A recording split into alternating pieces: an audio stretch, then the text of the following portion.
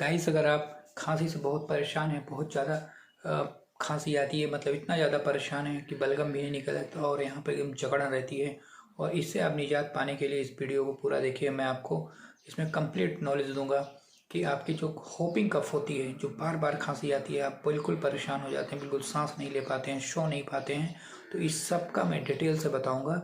और इसमें 4 homeopathic medicine बताऊँगा, इसको आप लीजिए और 1% आप ठीक हो जाएंगे और परेशान होने की कोई ज़रूरत नहीं। जैसे आपको बार बार खांसी आती है और उसमें भी कफ निकल नहीं पाता है, तो गाइस आपको करना क्या है, पहले इसको पूरा समझिए कि वाकई में खांसी भी कई टाइप की होती है। नंबर 1 होपिंग कफ होती है, ड्राई खांसी होती है, नॉर्मल खांसी जुकाम होता है।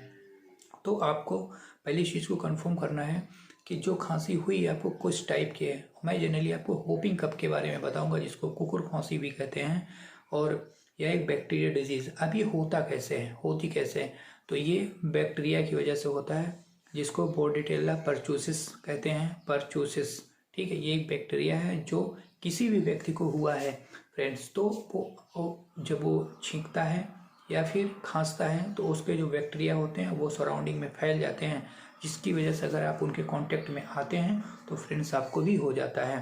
तो सिंपल ये समझना है कि जिस व्यक्ति को खांसी या जुकाम हुआ है उसके पास आपको नहीं जाना है, या रहना है तो कुछ दूरी बना के, या फिर जिस व्यक्ति को खांसी जुकाम हुआ है उसको विशेष रूप से मास्क लगा के रखें। तो जब वो खांसता है तो उसका जो बैक्टीरिया निकला वो आपके अंदर मुंह माउथ में गया या नाक के थ्रू गया, फिर उसके बाद ट्रेकिया के बाद में सीधा लंग्स में आता है, लंग्स में आके वहाँ पर रुक जाता है, फिर वहाँ से वो अपनी ग्रोथ शुरू करता है। जैसे मान लीजिए सपोज कि आज के डेट में आपको इन्फेक्शन मिला, मीन्स कहने का कि वो बैक्टीरिया आपके शरीर में गया, तो वो 7 से 10 दिन तक लगता है अपनी ग्रोथ मतलब डेवलप करने के लिए। वो अपने आप को अपनी जो संख्या होता है उसको बढ़ाता है।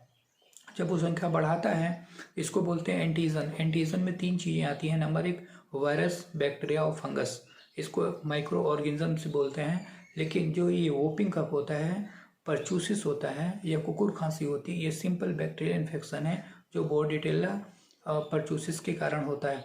तो सिंपल ये कहना है कि जब बॉडी के अंदर मतलब लंग्स में, आप फिगर के माध्यम से मैं आपको दिखा दे रहा हूँ, आप समझा दे रहा हूँ, आप देख लीजिए, तो वो क्या करता है कि अपना ग्रोथ करता है, तो बॉडी इस चीज़ को एक्सेप्ट नहीं करती है। तो हमारे बॉडी के अंदर WBC होता है, जिसको वाइट ब्लड सेल्स बोलते हैं। उस वाइट ब्लड सेल्स में को डिफेंस सिस्टम होता है। वो क्या करता है, जो बाहर से आए हुए माइक्रो ऑर्गेनिज्म है उनको पहले उनसे लड़ाई करता है। जब लड़ाई करता है तो अब आप समझ सकते हैं, जब जो चीज़ें लड़ेंगी तो एनर्जी निकलेगी तो वहाँ पर हीट डेवलप होगा, तो हमें फीवर आ जाता है। सिंपल सी बात है।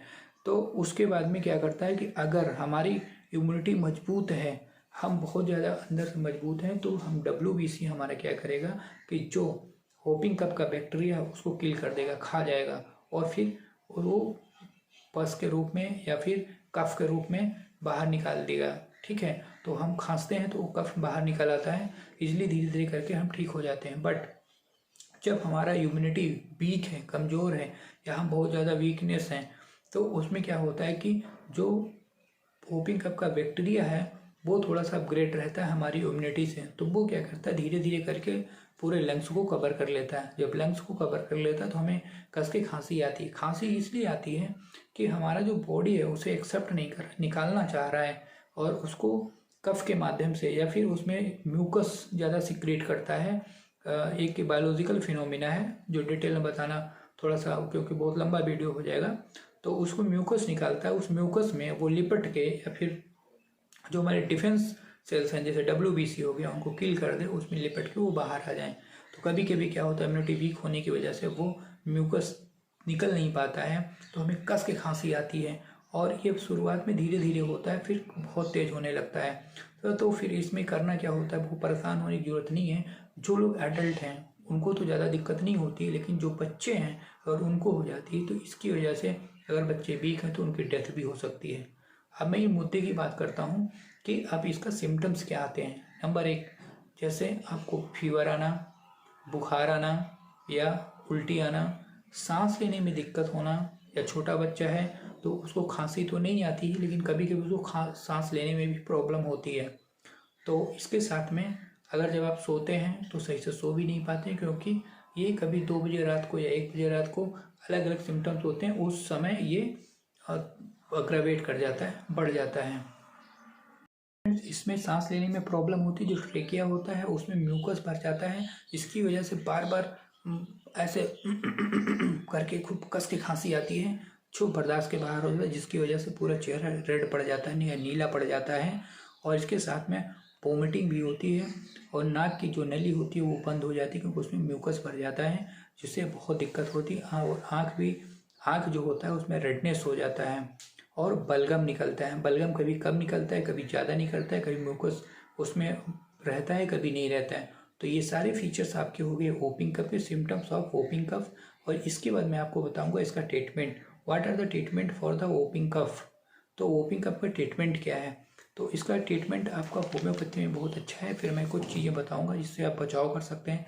नंबर 1, जैसे आप किसी व्यक्ति को है वोपिंग कफ, तो उसमें करना क्या है कि उससे थोड़ा दूरी बना के रखना। जिस व्यक्ति हो उसको मास्क लगा दीजिए, ताकि वो अगर खांसता है तो ड्रॉपलेट्स होते हैं, इसमें बैक्टीरिया होता है, वो आपके पास ना पहुँचे, क्योंकि ये छुआछूत की बीमारी नहीं है, ये कंटामिनेटेड डिजीज़ है। मतलब एक व्यक्ति को है तो उसके टच में आप रहेंगे तो आपको भी हो जाएगा। तो आपके घर में अगर किसी को है तो उस व्यक्ति को, जिसको है, पहले तो उसका रूम अलग कर दीजिए, उसके कांटेक्ट में लोग कम से कम रहें, साथ ही साथ उसको मास्क लगा दीजिए, ताकि उसका जो बैक्टीरिया निकले वो किसी दूसरे व्यक्ति को टच में ना आए। होम्योपैथिक मेडिसिन से वो डिस्प्ले पे मैं शो कर दूंगा। 4 मेडिसिन मैं बताऊंगा। नंबर 1 पे डोसेरा।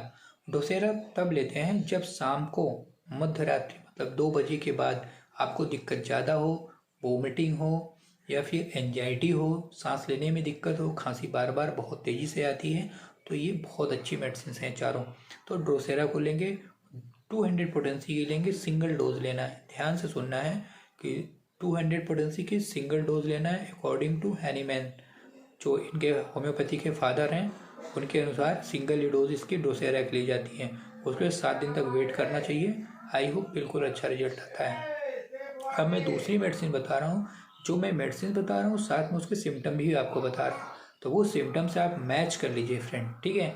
और जब वो सिम्टम आपको मैच हो जाए तो वो दवा आप ले लीजिए, 101% आपको आराम मिलेगा, और इसमें कोई साइड इफ़ेक्ट नहीं है फ्रेंड। बहुत ही अच्छा इसका ट्रीटमेंट है, इसलिए आपको इसको लेना चाहिए।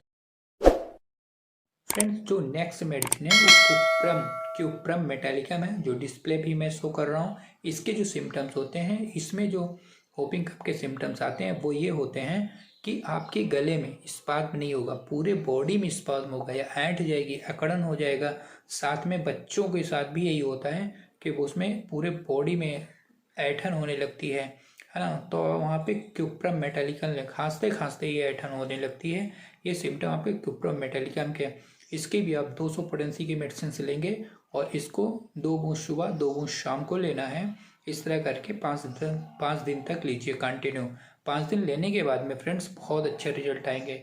इसके बाद में नेक्स्ट मेडिसिन में आपको डिस्कस कर रहा हो जाए, काफ़ी मात्रा में बलगम इकट्ठा हो जाता है, इसके बाद में वो आपको घड़ की शब्द सुनाई देता है। जैसे आप सांस लेते हैं तो घड़ करता रहता है, तो उसमें आप इस मेडिसिन को लेंगे। इसके साथ में जब ये कफ अंदर भरा हुआ है समाप्त होने पे, मतलब जब आपकी खांसी समाप्त हो जाती है, कफ थोड़ा बहुत निकल जाता है, आपको आराम मिल जाती है, तो आपको नींद आती है, स्लीपिंग महसूस होता है, सोने के लिए इच्छा होती है, तब आप इसमें एंटीम टार्ट लेंगे।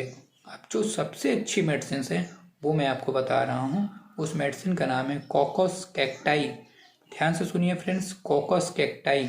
इसमें होता क्या है कि इसमें जो चिपचिपा बलगम निकलता है, जो एक डोरे के समान होता है।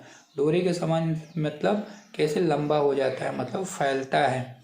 तो यह औषधि तब लेते हैं जब लैरिंग्स में खुरखुराहट हो। लैरिंग्स आपके यहाँ पे होती है, इसमें खुरखुराहट हो तब इसको यूज़ करते हैं। और खुरखुराहट के साथ में इसमें लगभग मान के चलिए 2 बजे के आसपास इसमें वो पेशेंट जग जाता है, और बहुत अधिक मात्रा में चिपचिपा लसदार बलगम जो डोरे की तरह लंबा खिंच जाए निकलता है। मतलब जैसे धागा होता है उसको खींच दीजिए तो वैसे बलगम निकलेगा, ऐसे लंबा हो जाएगा, है ना। तो उसको मैं फिगर के माध्यम को आपको बता दूंगा फ्रेंड्स। तो इसमें ये इसके कॉकस कैक्टी के ये सिम्टम्स हैं, इसको आप ले सकते हैं। खांसते खांसते उल्टी हो जाती है। बहुत सारे चिकित्सक जो डोरे जैसा लसदार बलगम देखकर इस मेडिसिन को देते हैं, वो बिल्कुल सही है, आपको लेना भी चाहिए। तो ये कॉकस कैक्टाई बहुत ही अच्छी होपिंग कप की मेडिसिन है फ्रेंड, इसको आपको लेना चाहिए। इसकी भी 200 पोटेंसी की मेडिसिन लेना चाहिए। अगर इसमें आपको सांस लेने में भी दिक्कत हो रही है तो फ्रेंड्स ये सांस लेने में भी हेल्पफुल है। और इसके साथ में अगर आपकी नाक बंद हो रही है, मतलब नोज बंद हो रही है ड्यू टू म्यूकस के कारण, तो आपको वो भी उसमें भी राहत मिलेगी। तो इसकी 200 पोटेंसी की मेडिसिन आप लीजिए, मैं डिस्प्ले पे शो कर दूंगा, आप वहाँ से देख लीजिए। और उसके 2 घूंट सुबह 2 घूंट शाम तक 7 दिन तक लीजिए, इसमें बहुत ही अच्छा रिजल्ट आएगा। आई होप आपको जल्दी से राहत मिल जाएगी। इसके बाद आपको क्या करना है कि अगर कुछ सिम्टम रह जाते हैं या थोड़ा बहुत 19-20 रहता है तो आप किसी नियरेस्ट डॉक्टर से कंसल्ट कर लीजिए, या मुझसे भी डायरेक्ट कंसल्ट कर सकते हैं। आप हमारे मैसेज बॉक्स में अपना जो भी प्रॉब्लम है उसको डाल दीजिए, या आप डायरेक्ट कांटेक्ट कर सकते हैं। इसके साथ में आपको खाने में क्या ध्यान देना है कि आपको ठंडी चीज़ें नहीं खाना है, और खाने में कुछ सीमित लिमिटेड खाना खाइए जब तक ये होपिंग कप रहती, क्योंकि ज़्यादा खाना खाएंगे तो वोमिटिंग होगी, तो उसमें ज़्यादा मात्रा में निकलेगा तो आपको दिक्कत होगी। तो आप उसमें फ्रूट का जूस, फ्रूट और खाना थोड़ा खाएं, और इसके साथ में भरपूर नींद लेने का कोशिश करें, और गुनगुना पानी से भी आप भाप ले सकते हैं। और इसके साथ में आप अगर आपके यहाँ शुद्ध पानी नहीं आता तो आप उबाल लीजिए, उसके बाद उस पानी को पीजिए। और जिस व्यक्ति को होपिंग कफ हुआ है या हो रही है, वो दूसरे व्यक्ति के कांटेक्ट में थोड़ा सा ना आए और दूरी बना के रखे, या फिर मास्क लगा ले, ताकि जो बैक्टीरिया उसके छींकने पे, स्नीजिंग या फिर कॉफिंग से निकलते हैं, वो दूसरे को अफेक्ट ना कर सकें फ्रेंड्स। तो मैं डॉक्टर देवेन आप सभी लोगों का फ्रेंड्स और हमारे यूट्यूब चैनल में स्वागत है, वेलकम फ्रेंड्स। अगर ये नॉलेज अच्छे लगते हैं फ्रेंड्स तो इस वीडियो को लाइक, शेयर, सब्सक्राइब कर दें, और बेल बगल में होगा उसको प्रेस कर दें, ताकि आने वाले सभी नॉलेजेस नोटिफिकेशन आपको मिल सकें फ्रेंड्स। Okay, thank you.